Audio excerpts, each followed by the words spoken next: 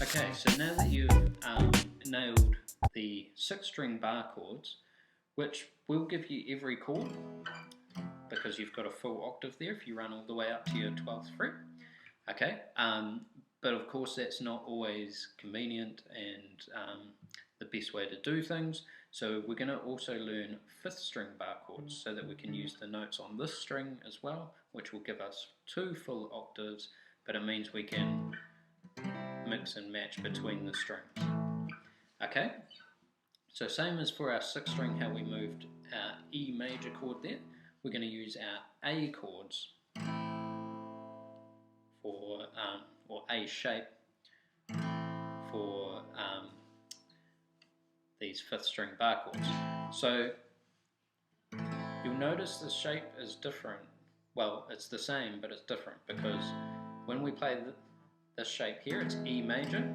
When we play this shape here, it's A minor, and A major is like this. And that's because of the way the B string is set out against the others. It's a semitone out in terms of its relationship to the string above it. It's all in the earlier lessons, groundbreakcreative.com. It'll give you all that stuff in order. So taking that shape, and again we're going to leave our first finger free. So we'll start with our minor chords on this one. So then same thing as we did before, we just move it. So C minor, D minor, E minor, F sharp minor, B flat minor, or A sharp minor. So you know where all those notes are from one of the first lessons that we did. Okay, so those are the minor chords. Now to make them major, remember this was our A major shape, and we've got all 3 of those in a line. Okay, as we move that up the neck, that's going to get quite difficult to play. So it's not too bad there, but if I start coming up here, it gets really hard to fit those 3 fingers all into one fret without going over the edges. Okay, depending how big your fingers are. So generally what I do is I use my pinky just to bar those 3 notes, and then I'm lifted off where that high E is. So I'm muting that.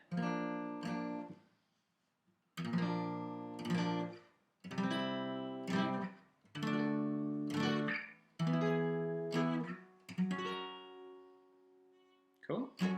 And same thing again if we don't play that third. So obviously in that one it's on that B string there where our third is changing.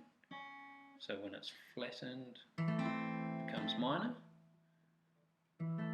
So again, if we don't play that and we just play 1, 5 and 1 or 8, then it becomes a 5 chord or a power chord.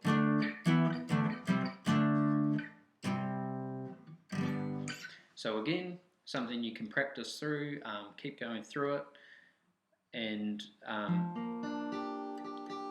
same thing with that bar. So in this case, when we're playing like this, you're not going to hear that note anyway, so it's not such a big issue to hold that bar right down. You just want to focus on that lower note there. Cool. So have fun with that. The great thing about bar chords is that you can play any song with them. It's easy to find them because you know where all those notes are. You're just changing between majors and minors. So when you've learnt these 2 sets of chords, practice changing between the strings and between minor and major.